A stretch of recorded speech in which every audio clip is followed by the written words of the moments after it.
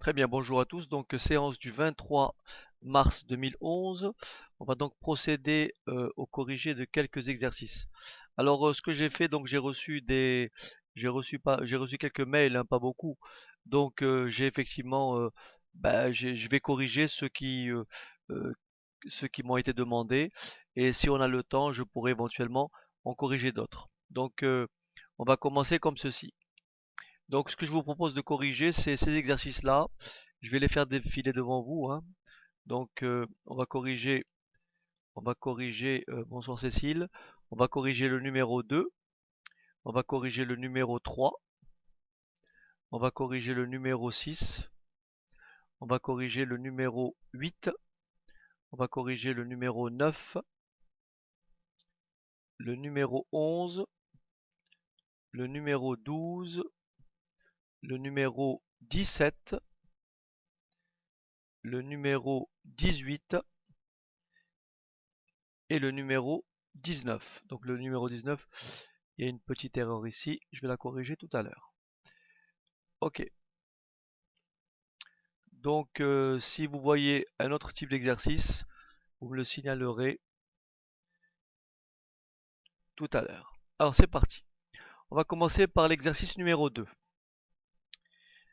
Alors, on vous dit un vase à la forme d'un pavé droit de 12 cm de longueur et 9 cm de largeur. On le remplit de 2,7 litres d'eau. Quelle est la hauteur d'eau? Donc en réalité, tout se passe comme si 2,7 litres représente le volume du pavé droit. Donc le volume du pavé droit, comme les mesures sont en centimètres, on va donc convertir 9,7 litres, pardon, 2,7 litres, et on va écrire que 2,7 litres est tout simplement égal à 2,7 décimètres cubes. Ce qui veut dire que, converti en centimètres cubes, on sait qu'un décimètre cube égale à 1000 centimètres cubes, ce qui me donne tout simplement 2700 centimètres cubes.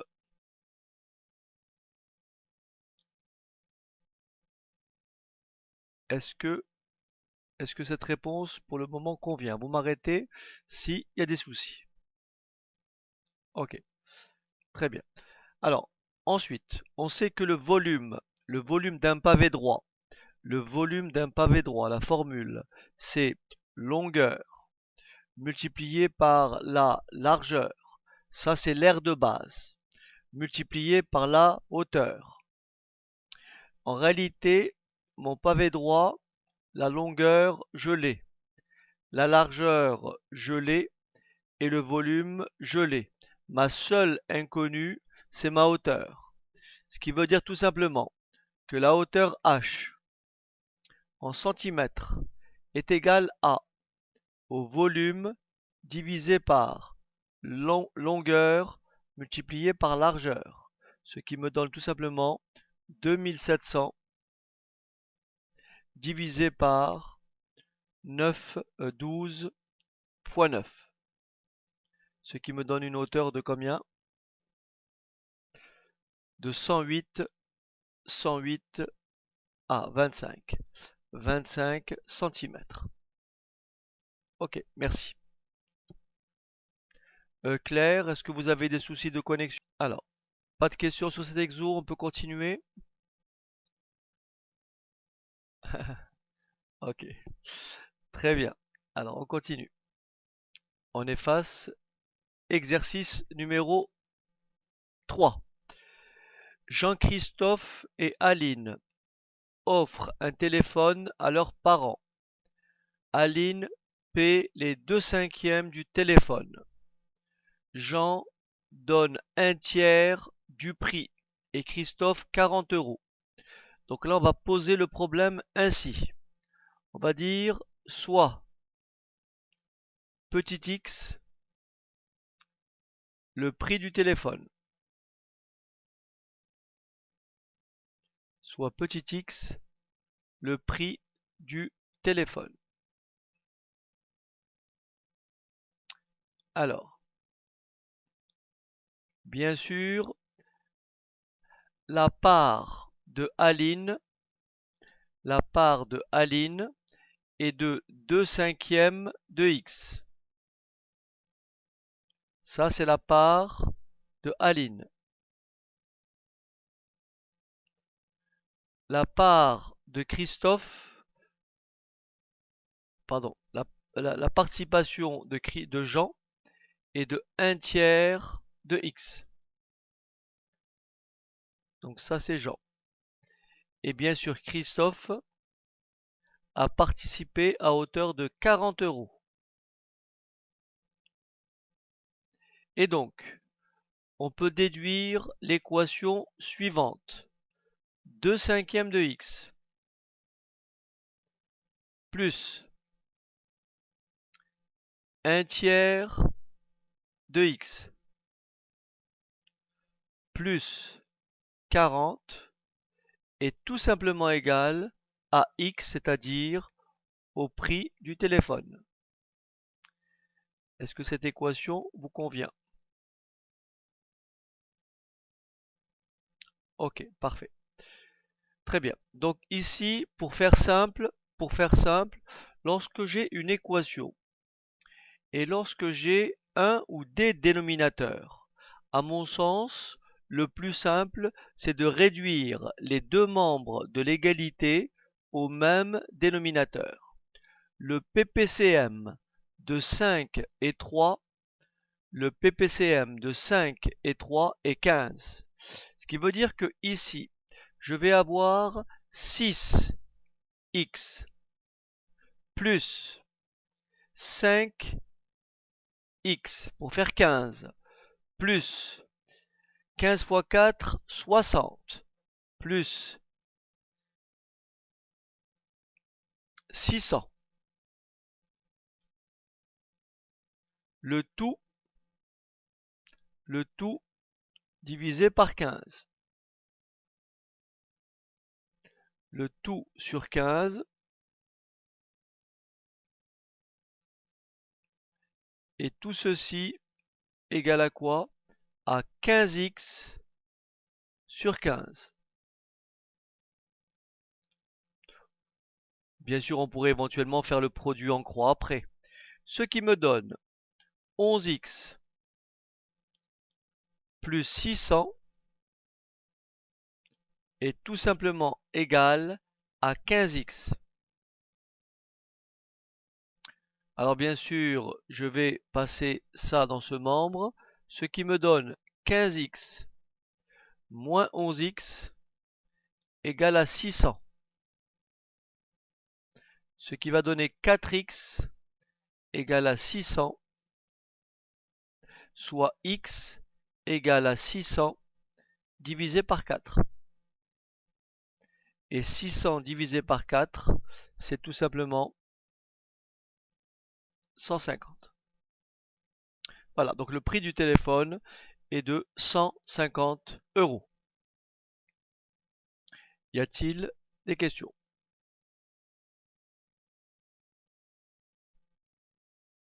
Ok, parfait. Alors on passe à l'exercice suivant. Si on additionne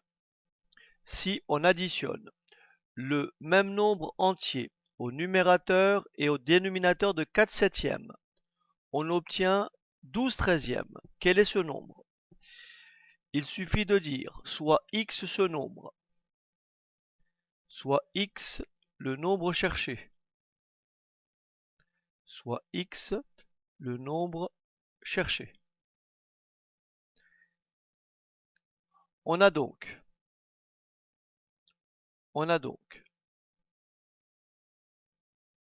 bonsoir Elodie, on a donc 4 plus x sur 7 plus x est tout simplement égal à 12 treizièmes. Alors, il y a une règle très importante. Il y a une règle très importante qui dit A sur B égale à C sur D. Ça équivaut à. Donc cette égalité est équivalente à.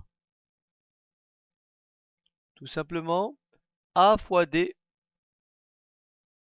égale à B fois C. Ce qui va me donner ici. Ceci équivaut à 4 plus X fois 13. Autrement dit, 13 fois 4 plus X égale à 12 fois 7 plus X.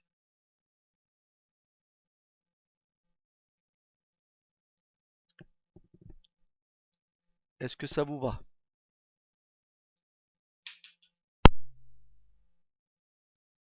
Ok. On va donc développer. On va donc distribuer. Très bien. On va donc distribuer. 13 fois 4, 52. 13 fois X, 13X. Égale 12 fois 7, 84. Et 12 fois X, 12X. Je passe les X dans un membre et les nombres dans l'autre membre. J'ai donc ici tout simplement 13X moins 12X est égal à 84 moins 52. 13X moins 12X, c'est tout simplement égal à X. Et 84 moins 52 est tout simplement égal à 34. 34, 32. Ok, c'est mieux.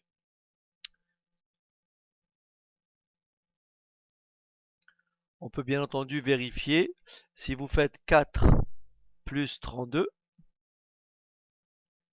et vous faites 7 plus 32, ça fait donc 36 sur 39. Mais 36 c'est quoi? C'est 3 fois 12. 39 c'est quoi? C'est 3 fois 13. On simplifie par 3 et ça me donne bien 12 treizièmes.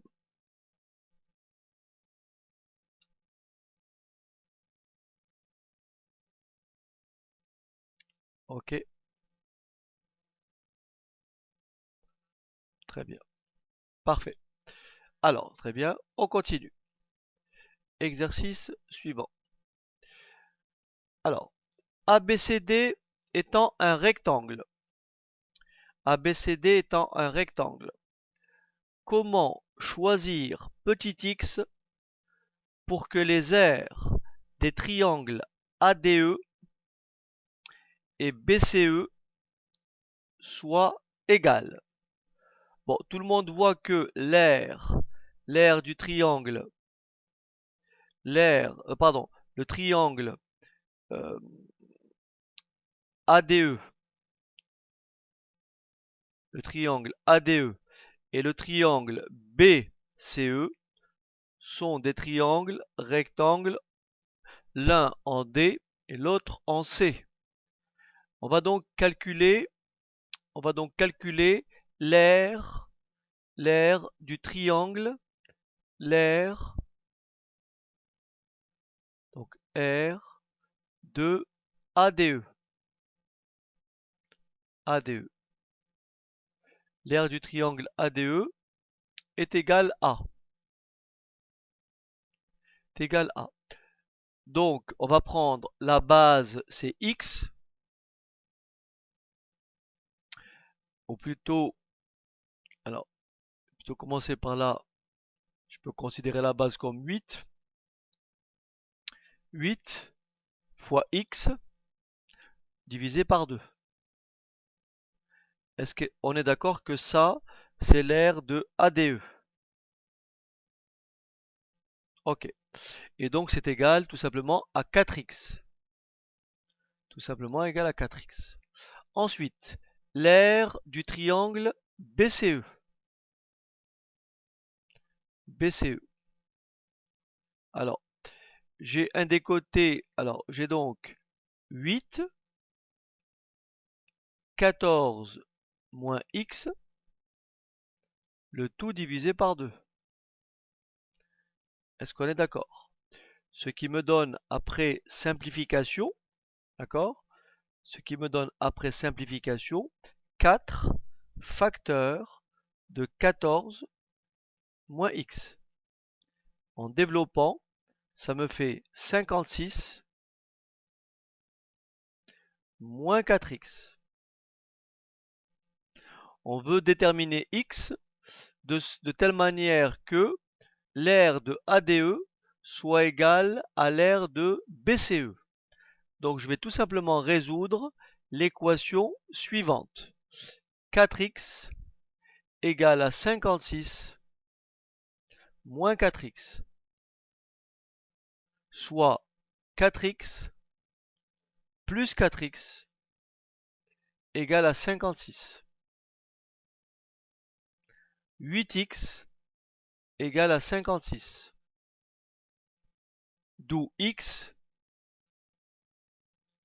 égale à 56 divisé par 8.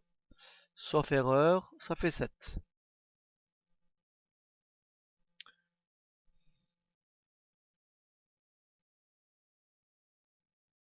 Ok, merci. Alors, on va passer à la deuxième question.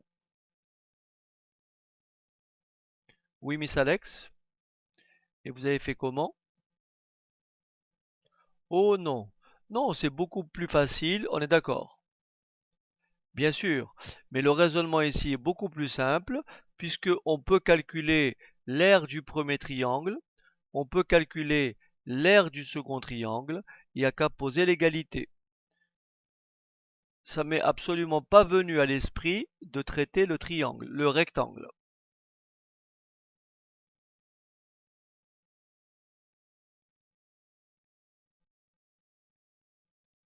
Il faut pas, Miss Alex. Il faut toujours rester simple. Alors, on y va. Je peux effacer? Très bien. Alors, question numéro 2. Comment choisir x pour que l'aire du triangle ADE soit égale au tiers de l'aire BCE? Ah, j'aurais pas dû effacer. Ben, je vais réécrire alors. On a trouvé que l'aire de ADE est égale à combien? 4x. Merci. On a trouvé que l'aire de BCE est égale à 14, je crois. Oui, 64 moins 4x. 56, ouais, merci. 56, attention, 56 moins 4x. Merci. Ok. Alors on veut que l'aire de ADE, donc on veut que 4x soit égal au tiers. Alors, vous avez compris pourquoi je vous ai posé ce genre d'exercice. Au lieu de vous donner des équations type classique, j'ai préféré qu'elles soient, si vous voulez, obtenues au travers de petits problèmes. Donc ça fait d'une pierre deux coups. D'accord? Au lieu de poser ce type d'équation à résoudre, il vaut mieux effectivement, voilà, c'est ça l'intérêt de la planche. Alors, comme on a expliqué précédemment, voilà, comme on a expliqué précédemment, le plus facile, c'est de réduire au même dénominateur. Voyez? Tout à fait, Véronique. Et donc, on réduit au même dénominateur, ce qui vous donne quoi? 12x. 12x sur 3 égale 56 moins 4x. En réalité, sur 3 sur 3. Ce qui me donne donc 12x égale à 56 moins 4x. Ce qui me donne, est-ce que ça vous embête si j'écris directement 16x? En réalité, j'ai passé le moins 4x et plus 4x, ça fait plus 12 plus 4 plus 16. Ok, égale 56. Et x est tout simplement égal à 56 divisé par 16. Et je crois que ça fait combien? Ça fait du 3,5, oui, 7 demi. Ok, très bien.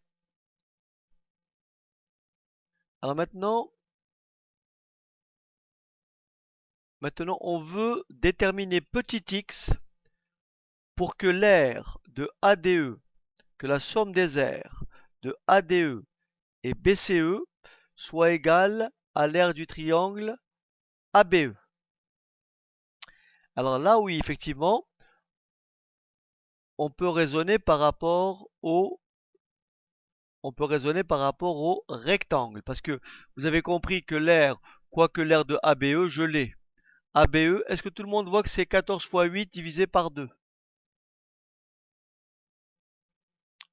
Hein, ABE, d'accord? Ok. Alors, donc, ok, parfait. Donc, on va dire l'aire de ADE plus aire de BCE égale, d'accord, égale à l'aire de ABE. Ok. Alors, on a dit que là, c'était 4x. Là, on a dit que c'était 56 moins 4x. Et là, on a dit que c'est 8 fois 14 divisé par 2. C'est-à-dire tout simplement 56. Et donc dans ce cas-là, vous me corrigez, ça fait 0 égale 0, ou je me suis trompé?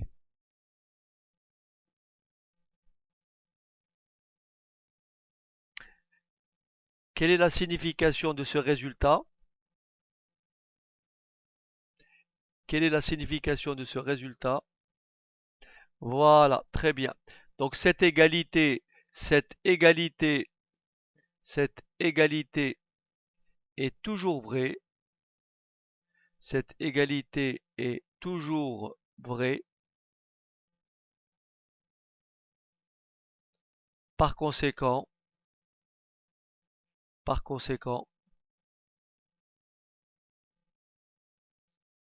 toutes les valeurs de x conviennent. Mais attention, toutes les valeurs de x conviennent. Il est clair que x ne peut être compris qu'entre quoi et quoi? X ne peut être compris que entre 0 et 14. Est-ce que c'est clair? Puisque la longueur, c'est 14. Et x se déplace là-dessus. C'est bon? Ok, parfait. Alors, on passe au suivant. Alors ici, déterminer petit x pour que le périmètre du triangle équilatéral ABC soit le tiers du périmètre du rectangle EFHG. Alors, bien sûr, je ne sais pas si vous le voyez sur le graphique, mais a priori, EH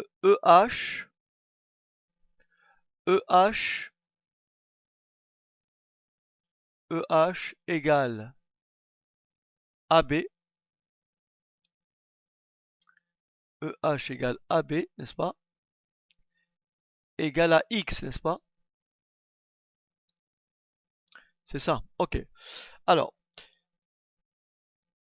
ok. Pour que le périmètre du triangle équilatéral soit le tiers, alors on va donc chercher le périmètre du triangle équilatéral.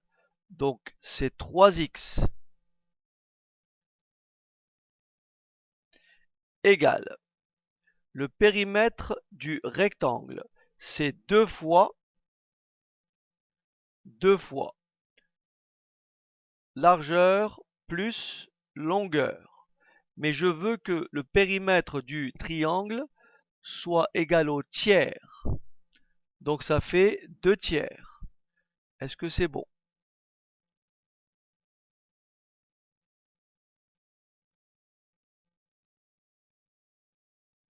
Je répète, l'aire, le périmètre du rectangle, c'est bien 2 fois le demi-périmètre. Voilà. Et comme je veux que le périmètre de ce triangle soit le tiers, donc je multiplie ça par un tiers. Ok? Réduction au même dénominateur. Ça me fait donc 9x égale 2 fois x plus 25. Ça fait 9x égale 2x plus 50. Ce qui fait 9x moins 2x égale à 50. 7x égale à 50, soit x égale à 50 septièmes.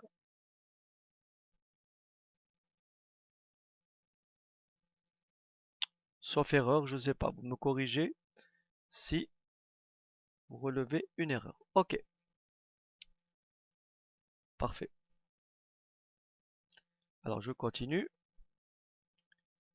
Alors on y va. On va passer à l'exercice suivant. Numéro 11.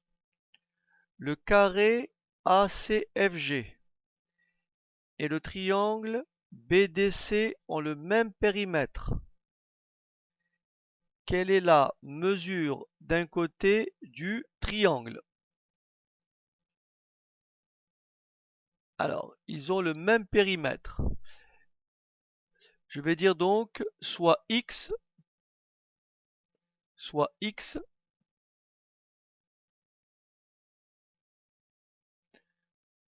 la mesure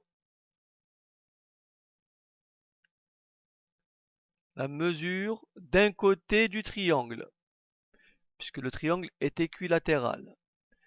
Soit x la mesure d'un côté du triangle.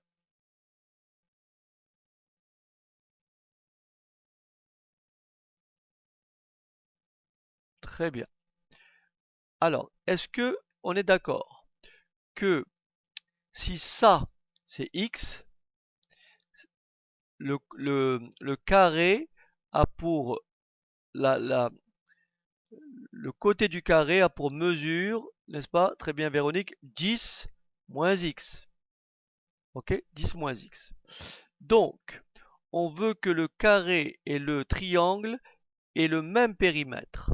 On va donc écrire 3x est tout simplement égal à 4 fois 10 moins x. Est-ce que cette égalité convient?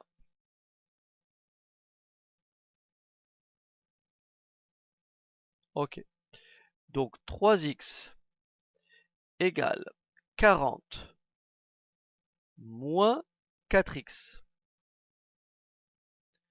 3x plus 4x est tout simplement égal à 40. 7x égale à 40, ce qui veut dire que x est tout simplement égal à 40 septièmes.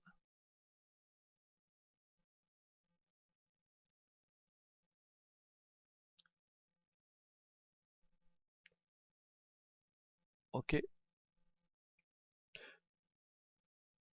Merci. OK. Parfait.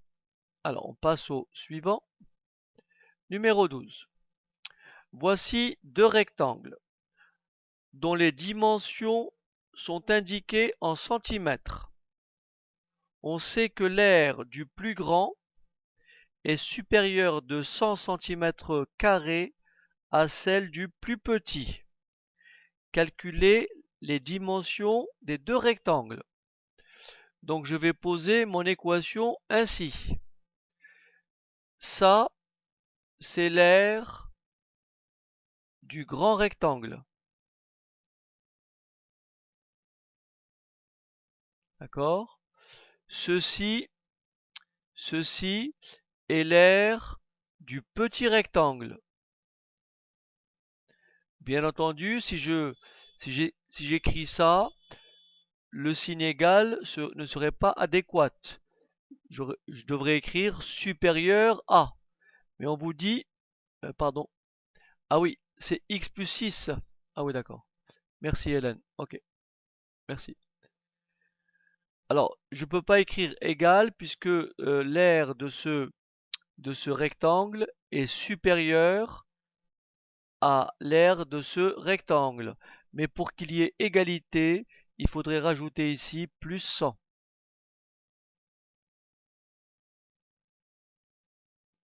Ah merci. Alors j'ai fait une erreur où? Ah oui d'accord. Ah ouais, merci, je vais corriger. C'est vrai que donc là c'est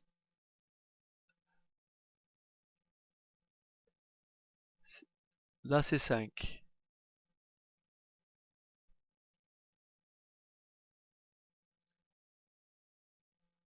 Là, si j'ai bien compris, et c'est ça qu'il faut corriger. C'est ça? Donc là c'est voilà, là c'est 6, là c'est 6 et là ça reste 5. C'est ça? OK, merci. Donc là je vais distribuer. Ça fait donc x au carré plus 11x plus 6x plus 66 égale à x au carré plus 5x plus 100. Vous comprenez que x au carré à gauche, x au carré à droite, il n'y a plus de carré. Ce qui me donne à gauche 17x plus 66 égale à 5x plus 100, soit 17x moins 5x est tout simplement égal à 100 moins 66. 17x moins 5, 12x. 100 moins 66, 34. D'où x égale à 34 sur 12. Mais comme on aime bien les fractions irréductibles, ça fait 17 sur 6. Ok, parfait. Pas de questions? Ok, parfait. Alors on y va. On va donc effacer. Et passer à l'exercice suivant. Alors, un roseau est placé verticalement. Oui, oui, oui Cécile. Il n'y a pas de problème. Vous voulez que je revienne?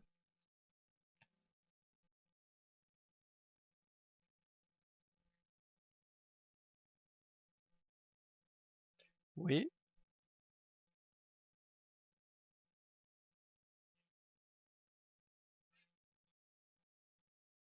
Ah, pardon. Ah, désolé. Ah oui, d'accord. Oui.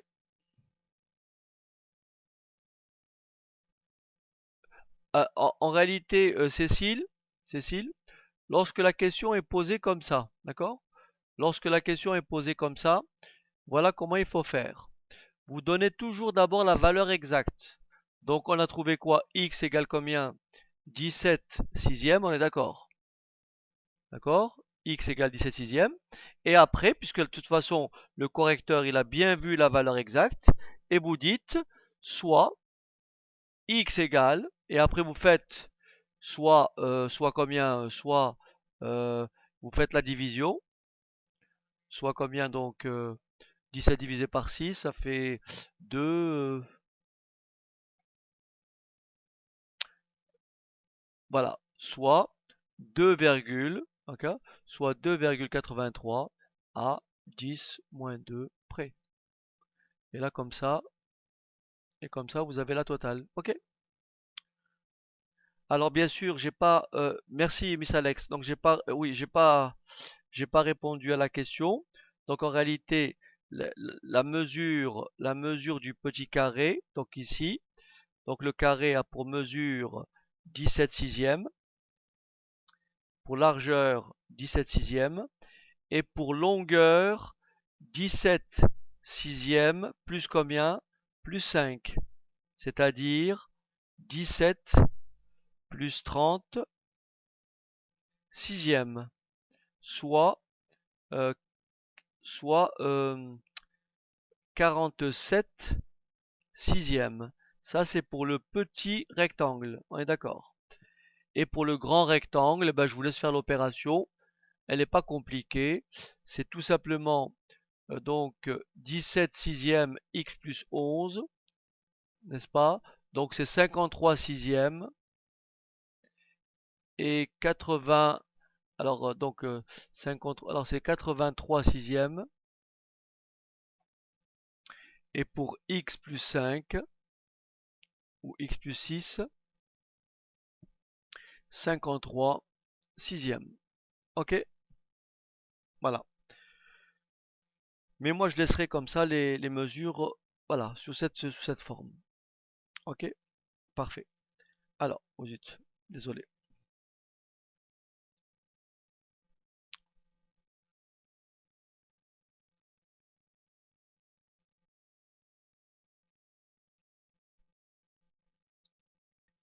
Alors c'est reparti, donc exercice numéro 17. Ok. Alors un roseau est placé verticalement contre un mur. Si on écarte le pied de ce roseau de 45 centimètres du bas du mur, son sommet glisse de 15 centimètres vers le bas. Quelle est la longueur de ce roseau? Alors, je vais choisir donc le bon format. Ok. Alors, voilà ce qui se passe. On va dire tout simplement soit x la longueur du roseau, soit x,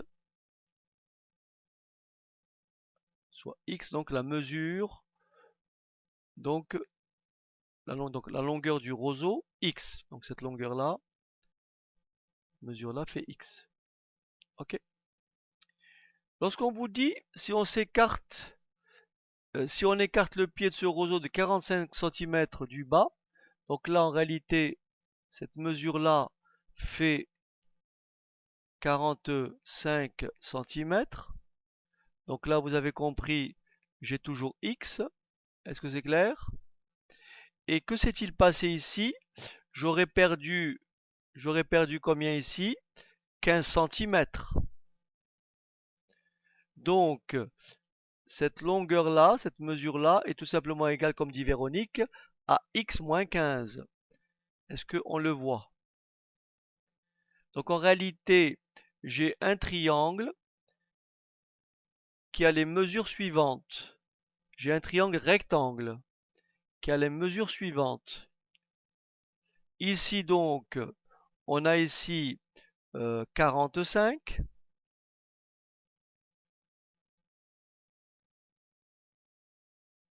Non, Miss Alex, le mur, on s'en fiche. Ce qui est important, c'est le roseau. Voilà. Le mur, il peut avoir la longueur qu'il veut. C'est le roseau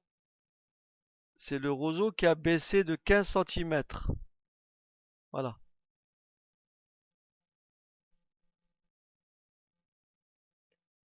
Ok. Donc là, en réalité, là, j'ai combien? J'ai X. Et là, j'ai tout simplement, X moins 15. Et donc, comme le triangle est rectangle, je vais pouvoir appliquer le théorème de Pythagore. Ce qui va me donner tout simplement x au carré égale à x moins 15 au carré plus 45 au carré. Est-ce que cette égalité vous convient?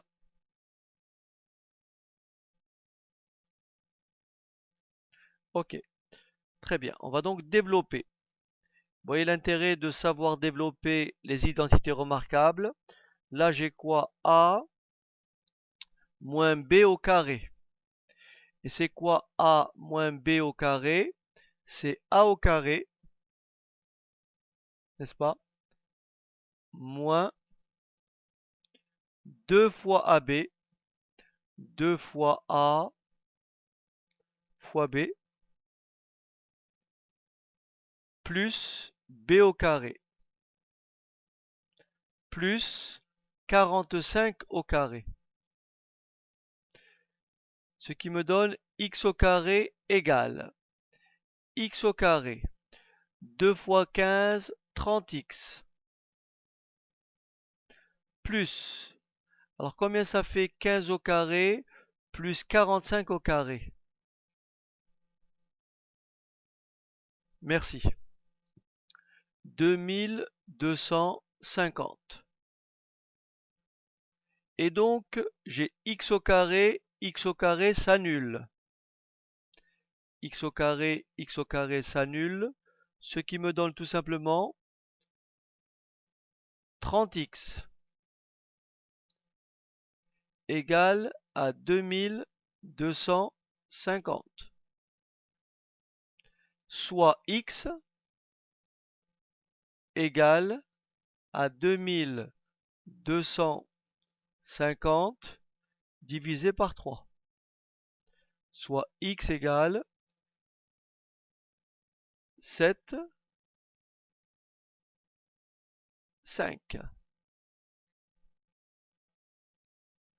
et 0. 2250 à divisé par 30. Merci. Divisé par 30. Ok, c'est mieux. Parfait. Est-ce que c'est clair? Ok. Parfait. Excellent. Alors, exercice suivant. Les trois côtés d'un triangle rectangle sont des nombres entiers consécutifs.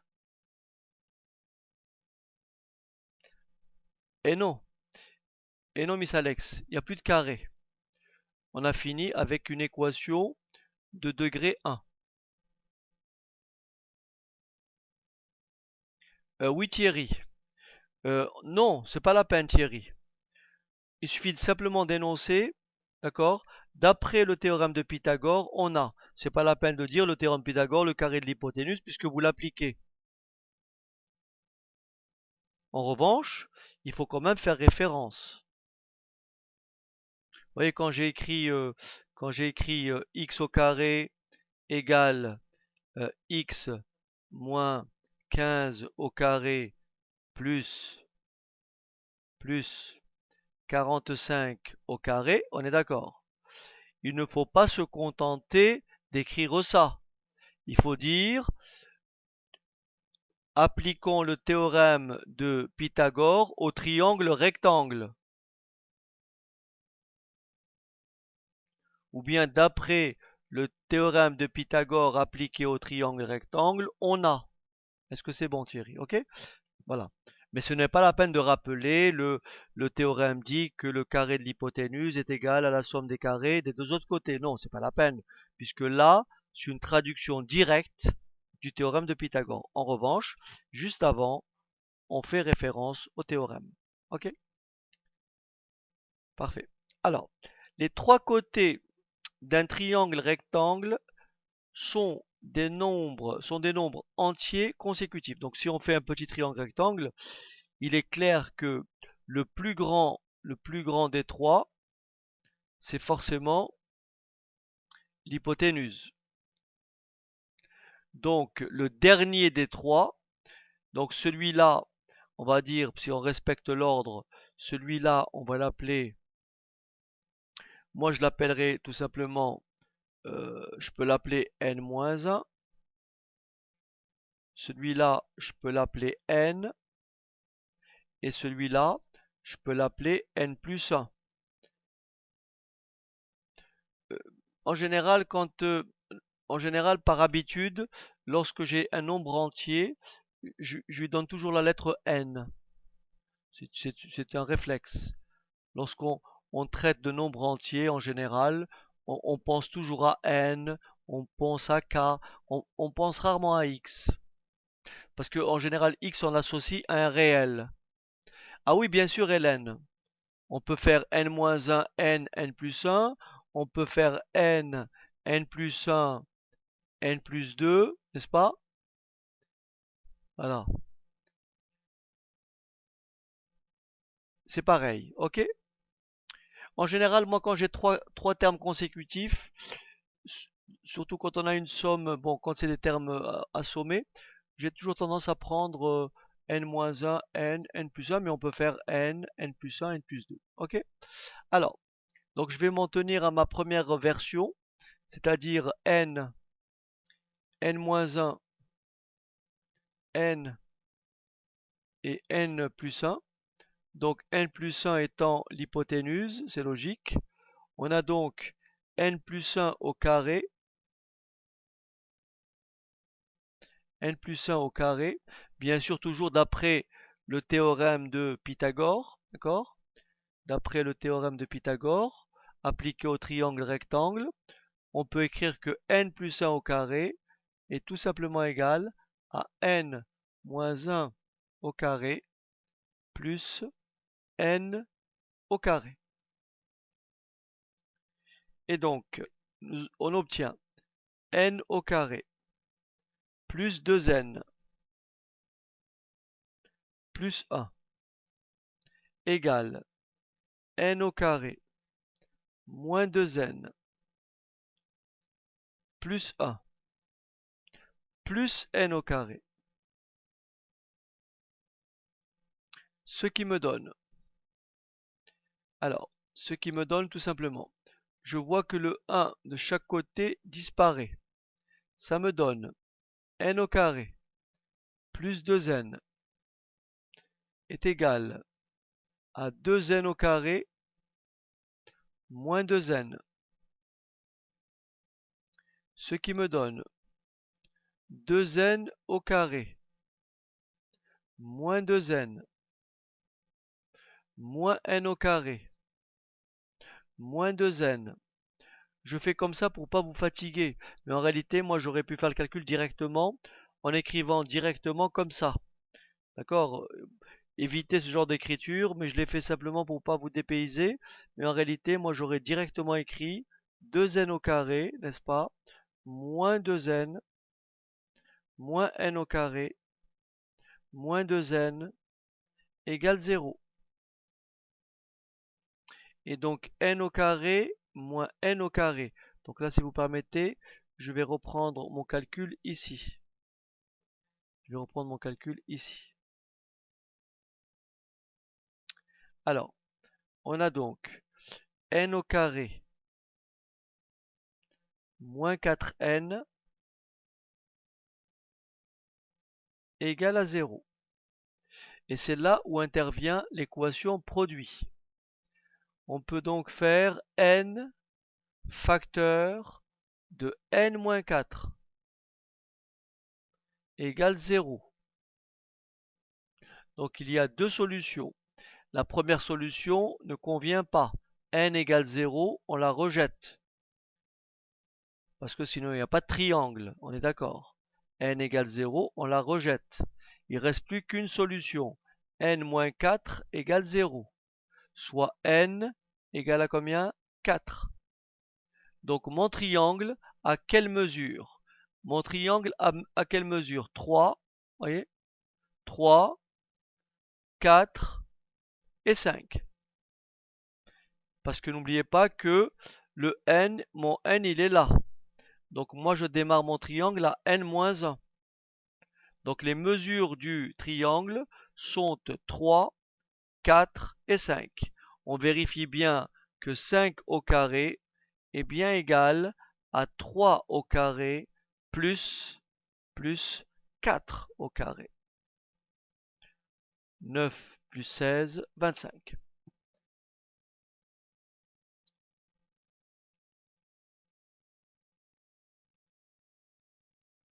Ah oui, parce que Stéphanie, on a des cours de géométrie prévus.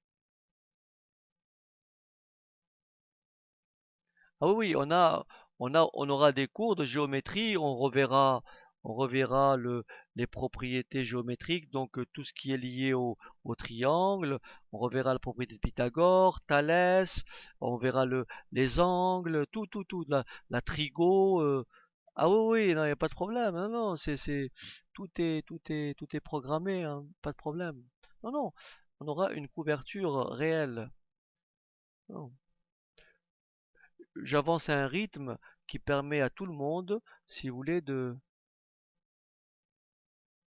Il n'y a pas de problème, on va justement, on se réserve pour la fin. Oui, justement, on se réserve pour la fin. Ok, parfait. Alors, on va continuer. Alors ensuite, alors nous avons ici, alors il y a une petite erreur de frappe. Enfin, il y a une omission ici.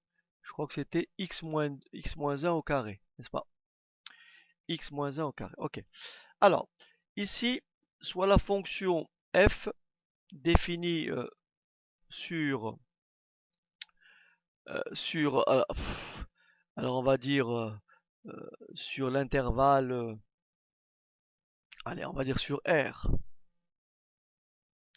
hein, ok, donc x est un nombre réel n'importe lequel et cette fonction est définie par f de x égale x moins 1 au carré moins 4. Développer et réduire f de x, donc on va développer f de x. Alors ça donne quoi? Ça donne f de x égale, alors identité remarquable, ça fait a au carré, d'accord, moins 2ab plus b au carré moins 4. Ce qui donne f de x égale x au carré moins 2x moins 3. Est-ce que c'est bon? Ok. Première question. Deuxième question. Factoriser. Rappelez-vous, on a déjà vu cette forme-là. Ça, c'est le 4 est un carré. On appelle ça une différence de carré. C'est de la forme a carré moins b carré. Vous vous rappelez que a carré moins b carré, on avait dit que c'était a moins b, facteur de a plus b. Donc on peut écrire f de x ainsi. F de x égale a moins b,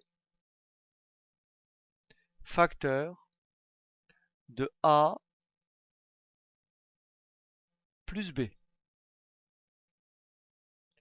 J'enlève mes parenthèses internes, ce qui me donne x moins 1 moins 2, facteur de x moins 1 plus 2, ce qui me donne x moins 3, facteur de x plus 1.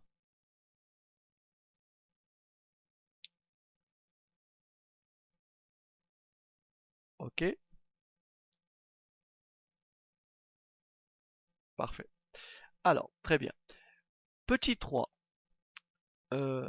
Calculer en utilisant l'expression la plus appropriée, l'image de 0, l'image de 1 et l'image de moins 1. Bon, en réalité, juste un petit rappel. Ok, juste un petit rappel, Stéphanie. Alors voilà ce qu'on a. Voilà ce qu'on a. Ici, nous avons ce qu'on appelle un ensemble de départ. On va l'appeler E. C'est une partie de R. C'est une partie de l'ensemble des réels. Et là, on va avoir l'ensemble d'arrivées qu'on va appeler F. D'accord? On va appeler F.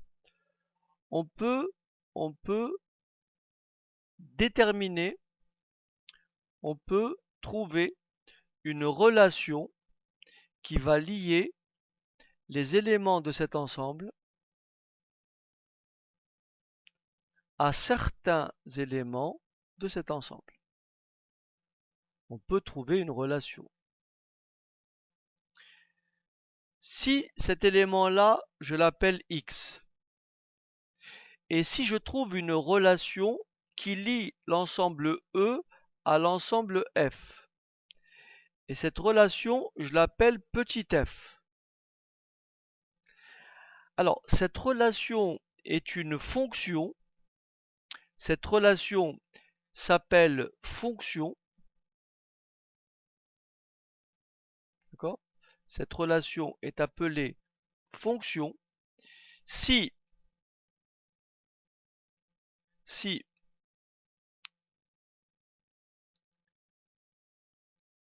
à tout élément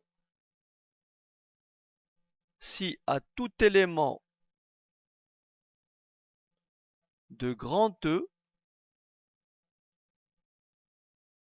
si à tout élément de grand E, on associe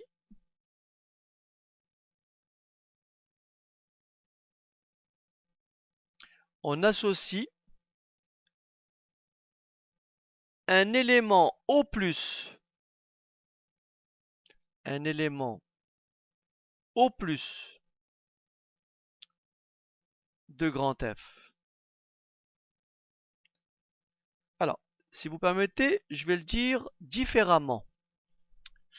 Je vais le dire différemment. Et je vais le dire ainsi. Une fonction petit f. Une fonction petit f d'un ensemble E vers un ensemble F. Une fonction petit f d'un ensemble E vers un ensemble F est une relation. C'est un lien, c'est une correspondance. C'est une relation qui a tout élément X de E,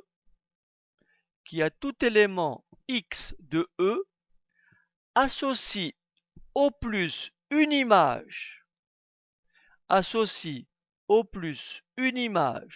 f de x de f. C'est-à-dire que n'importe quel élément ici, il peut y avoir au maximum, allez bien, il peut y avoir au maximum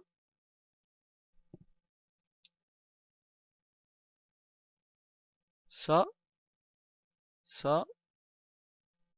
c'est une fonction.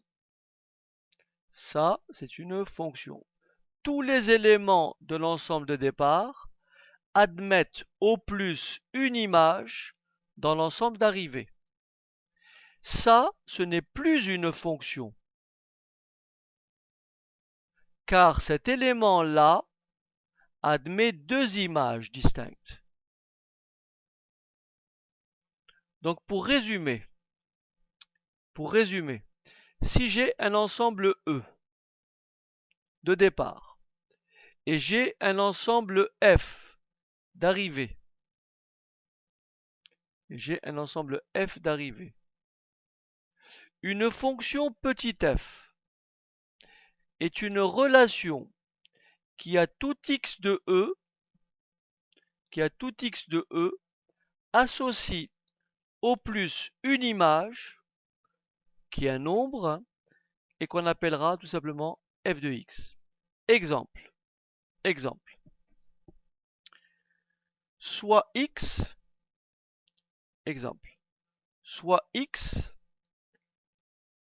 la mesure du côté d'un carré. Soit x la mesure d'un côté, d'un des côtés du carré. Soit x la mesure, donc, du côté d'un carré donné. On définit f et soit f la fonction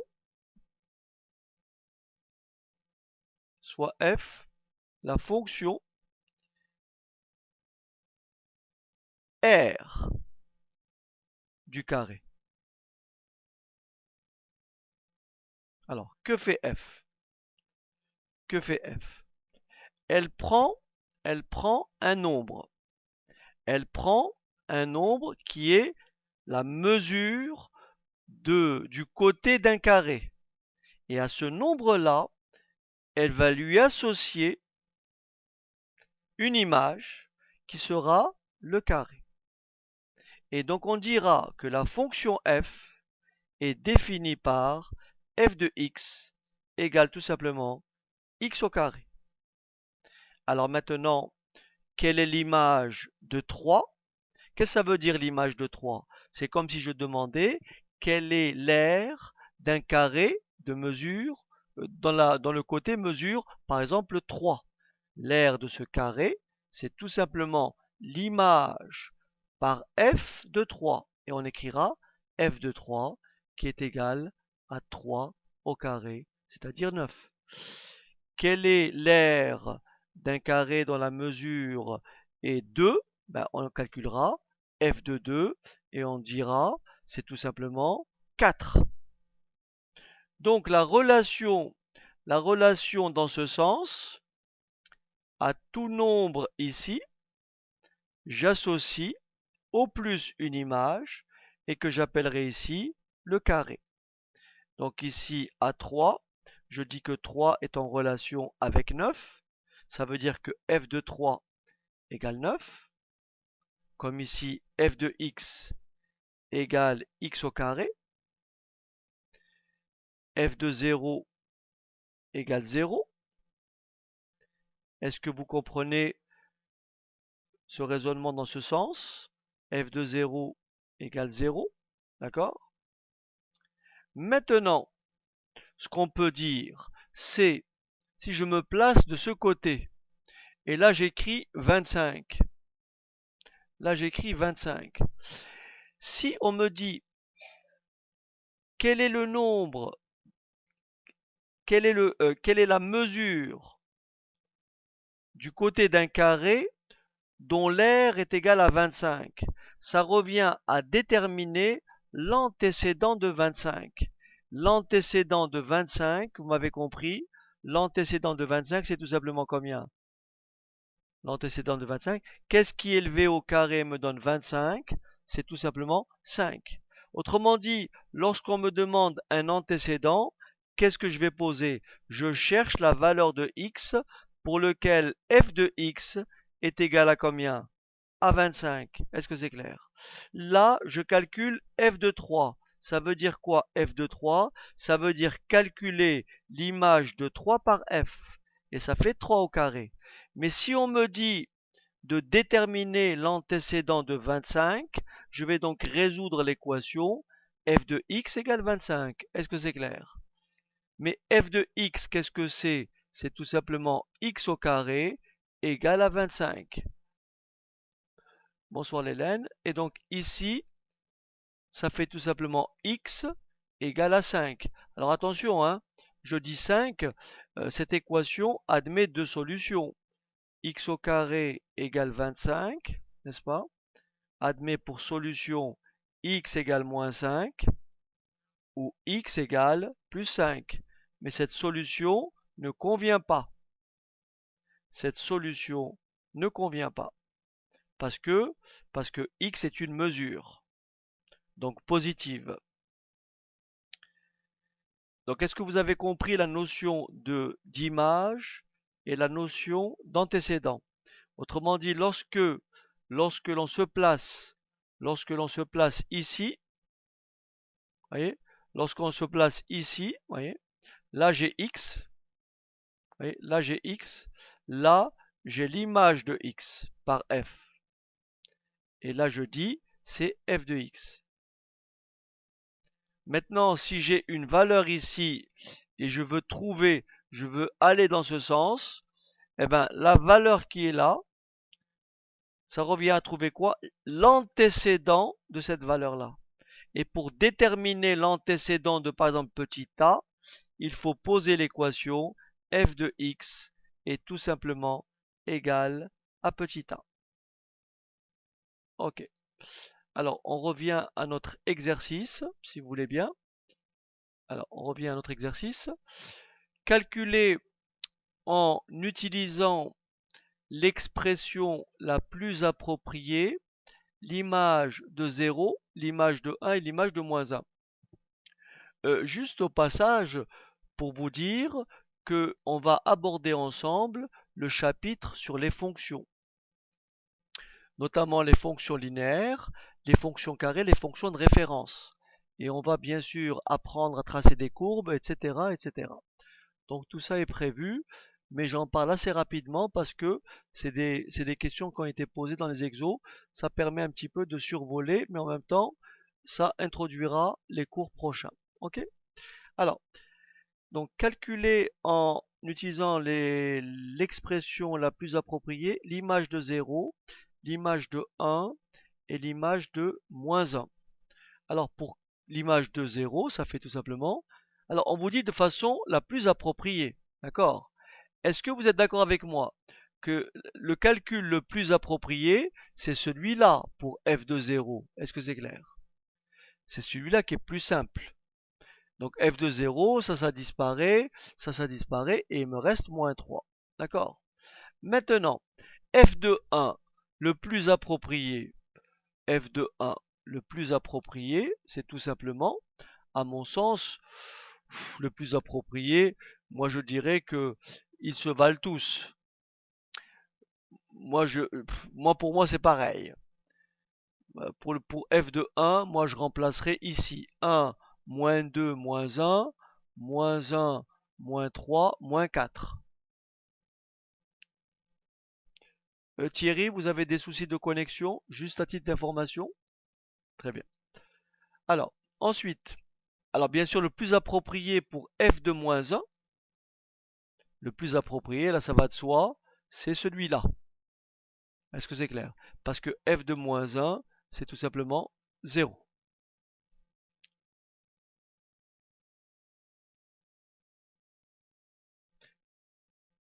Puisque un produit de facteurs est nul, si et seulement si l'un de ces facteurs est nul. Je vois très bien qu'en remplaçant par moins 1 ici, j'ai 0. Donc le plus approprié, c'est cette expression. Ok?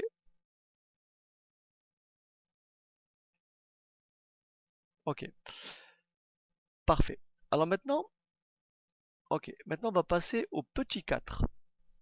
Petit 4, déterminer toujours en utilisant l'expression la plus appropriée les antécédents de 0.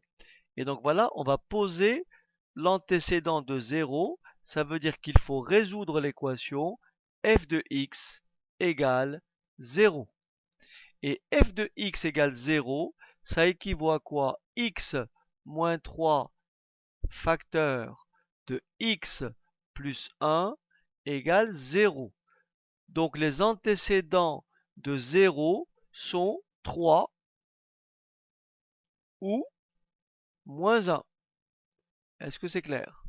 Donc l'expression la plus appropriée, c'est la deuxième, c'est la factorisation. Ensuite, les antécédents de moins 3. Donc ça revient à résoudre quoi? F de x égale moins 3. Très bien. F de x égale moins 3. Je vais donc écrire x au carré moins 2x moins 3 égale moins 3. Donc x au carré moins 2x égale 0. Je mets x en facteur. Ça fait x facteur de x moins 2 égale 0. Et donc ça fait x égale 0 ou x égale à 2.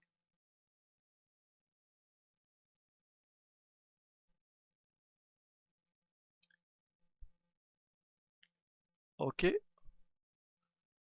Ensuite, pour les antécédents de moins 4, d'après vous, quelle serait la meilleure forme?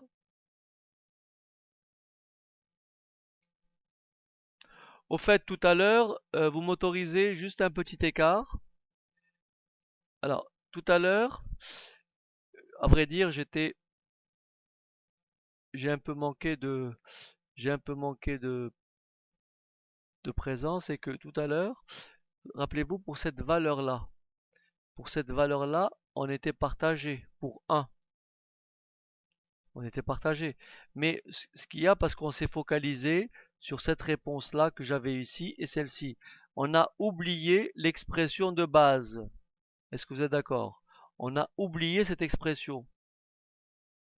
Donc, la plus appropriée pour 1, pour l'image de 1, la plus appropriée pour l'image de 1, c'est bien entendu cette forme-là.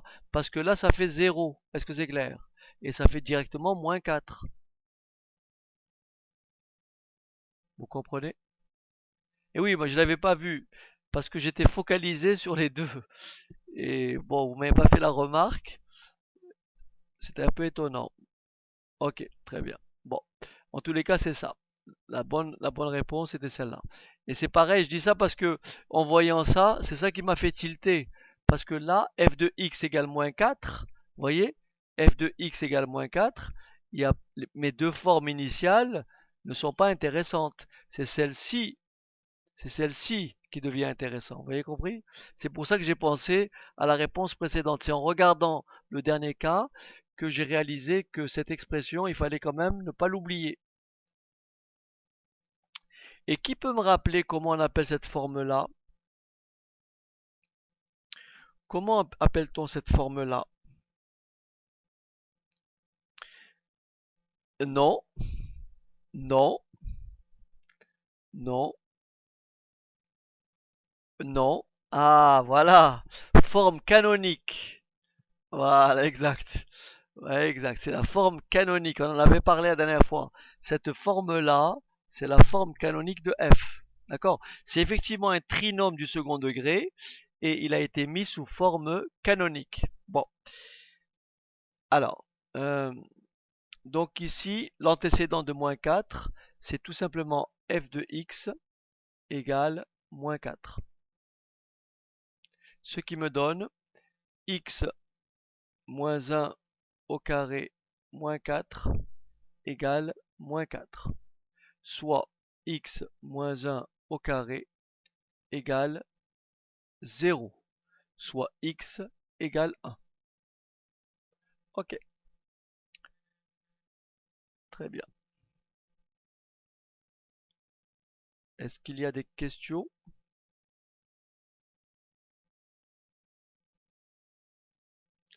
Non. Alors, donc, je vous propose, euh, je vous propose la prochaine fois donc de finir encore parce qu'il nous reste quelques petits éléments euh, en, en algèbre, notamment, notamment tout ce qui est lié aux encadrements, tout ce qui est lié aux inéquations et encadrements. Alors le 20, Miss Alex me dit le 20, et qu'est-ce qui dit le 20? Le 7 et le 20? Alors, ne coupez pas. Alors attendez, ne coupez pas, je vais le chercher parce que je ne l'ai pas noté. Je vais chercher l'énoncé. Alors, on va lire l'énoncé du 20 qui dit ceci: la courbe ci-contre est la représentation graphique de la fonction f définie par. Alors, j'ai pas tout. F de x égale x au carré moins 5x plus 4. D'accord? Résoudre graphiquement l'équation f de x égale 0 et vérifier par le calcul que ces solutions conviennent. Bon, je vous dis tout de suite, est-ce que tout le monde voit que graphiquement, les solutions, elles se lisent là? Est-ce que vous êtes d'accord? Puisque f de x égale 0, n'est-ce pas? F de x égale 0, vous êtes d'accord? C'est les solutions, je lis 1, n'est-ce pas? Et je lis 4. C'est bon? Solution, c'est 1 et 4, on est d'accord? Solution 1 et 4. C'est bon? Après, on va le faire par le calcul, hein, on va le vérifier. Ensuite, qu'est-ce qu'on me dit? On me dit trouver un produit de facteurs qui s'annule pour les mêmes valeurs que x. Alors, vérifier par le calcul que ces résultats conviennent. Donc, on va le faire. En déduire une factorisation de x. Ok. Donc, je pense que l'énoncé, on l'a. Vous me rappellerez simplement. Remarquez, j'ai l'énoncé devant. Ok, c'est parti. Alors, partage d'écran. Alors, c'est parti. On y va. Donc, au départ, on a f de x égale. Alors, f de x égale. Alors, f de x égale. Je l'ai un petit peu baissé. Voilà. Zut.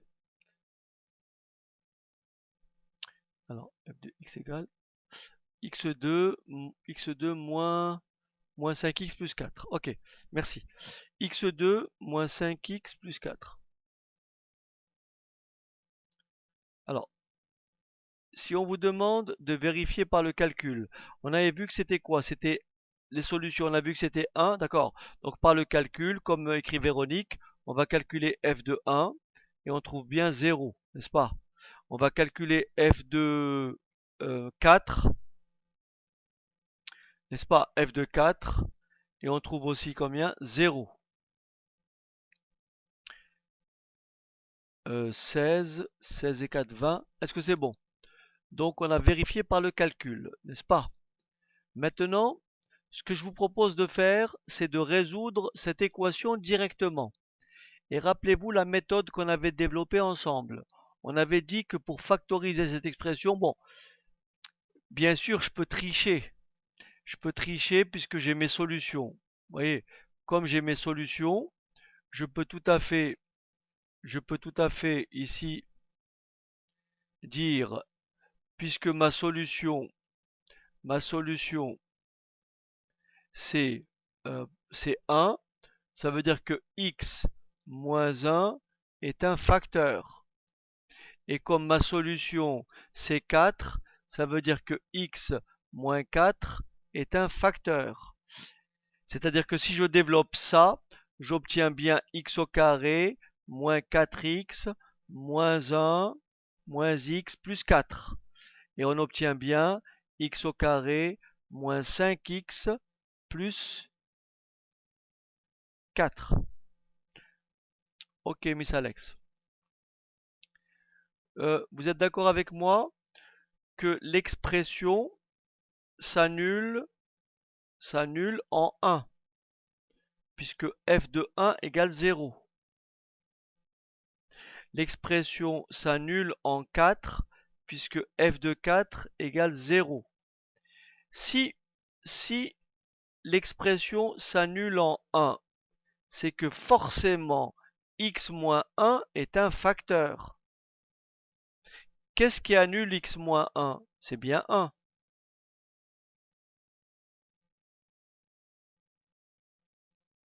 1 moins 1, 0. Et donc, x moins 1 est un facteur. Et comme f de 4 est égal à 0, x moins 4 est aussi un facteur. Et si on développe tout ceci, on obtient bien f de x.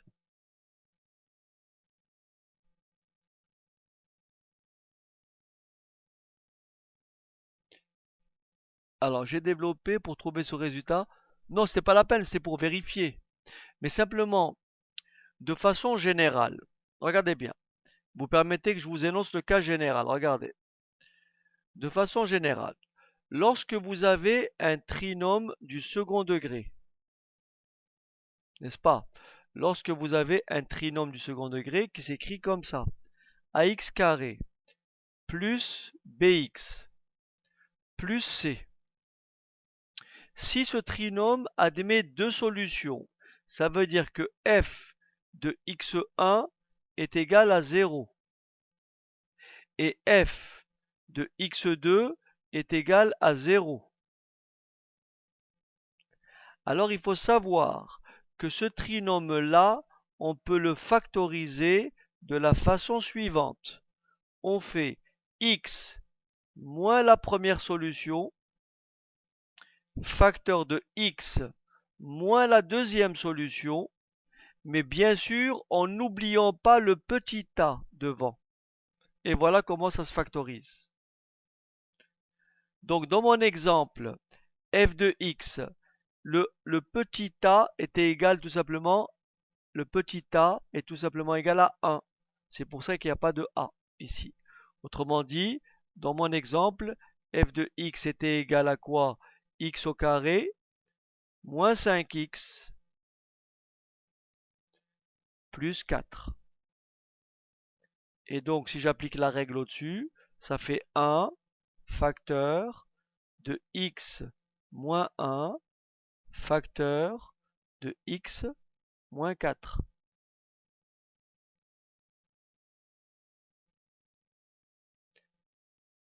Oui, très bien Véronique, mais simplement petit a, c'est 1.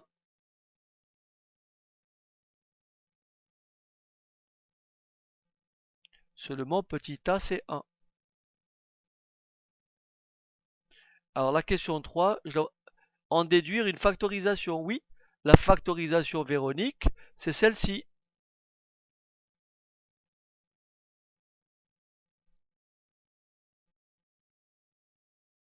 Ok.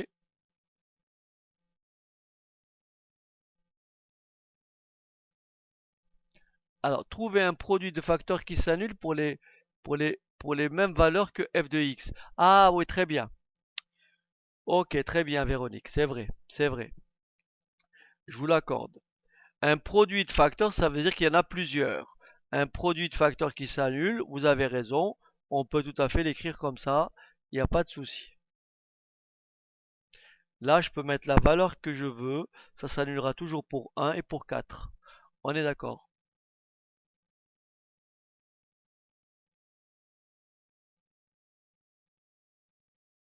Et dans la question 3, dans la question 3, donc c'est tout simplement f de x est tout simplement égal à x moins 1 fois x moins 4. Parce que a est égal à 1. Voilà. A est égal à 1. Maintenant, là, on a fait les choses de façon très simple. Mais si on reprend notre processus, la 2, rien compris. Alors, trouver un produit de facteurs qui s'annule pour les mêmes valeurs que f de x. Alors, ok, ok, Miss Alex. Ok. Bon, c'est des questions, à vrai dire, là, j'aurais pu ne pas la poser. Je vous donne quelques réponses. Est-ce que vous êtes d'accord que f de 1 est égal à 0? F de 4 est égal à 0. Alors, là maintenant, j'appelle plus ça f de x. Je vais donner une série de produits de facteurs.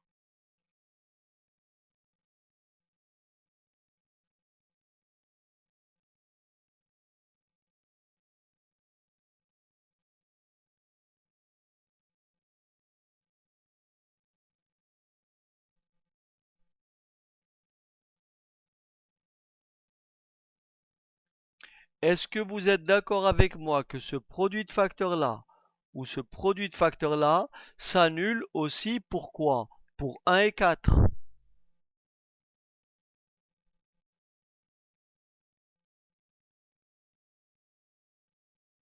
Bah oui, là regardez bien, 1 et 4. Remplacé par 1 et remplacé par 4.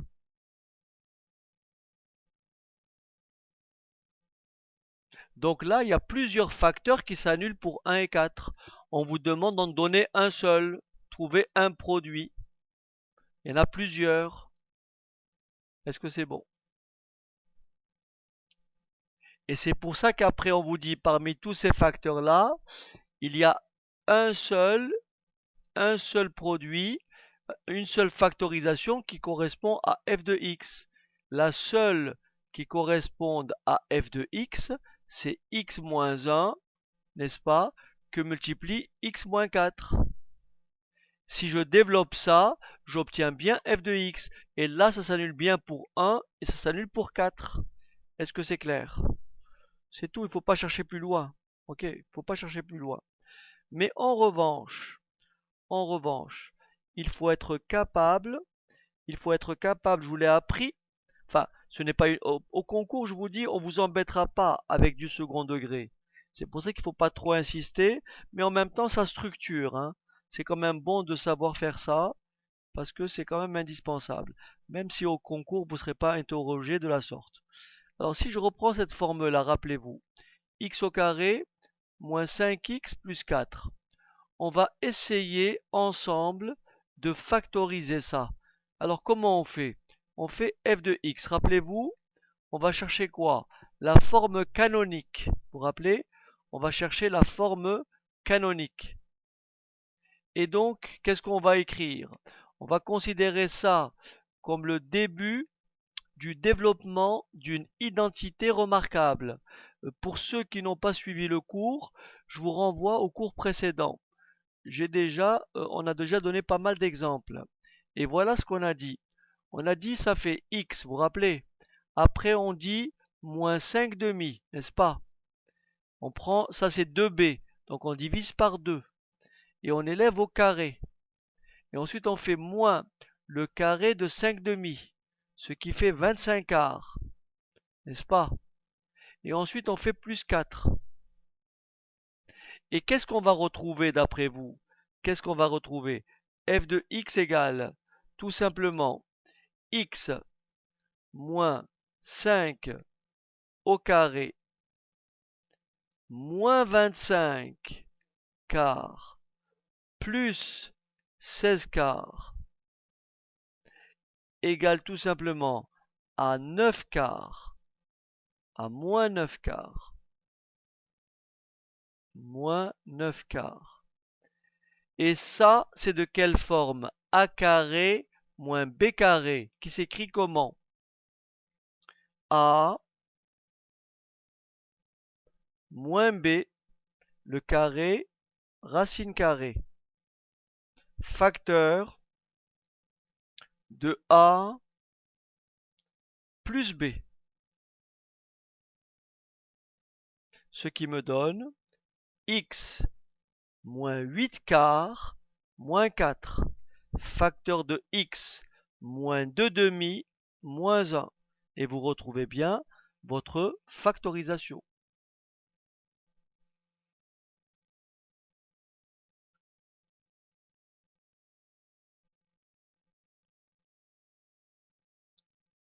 Ok, voilà. Voilà, chers amis, j'espère avoir été complet.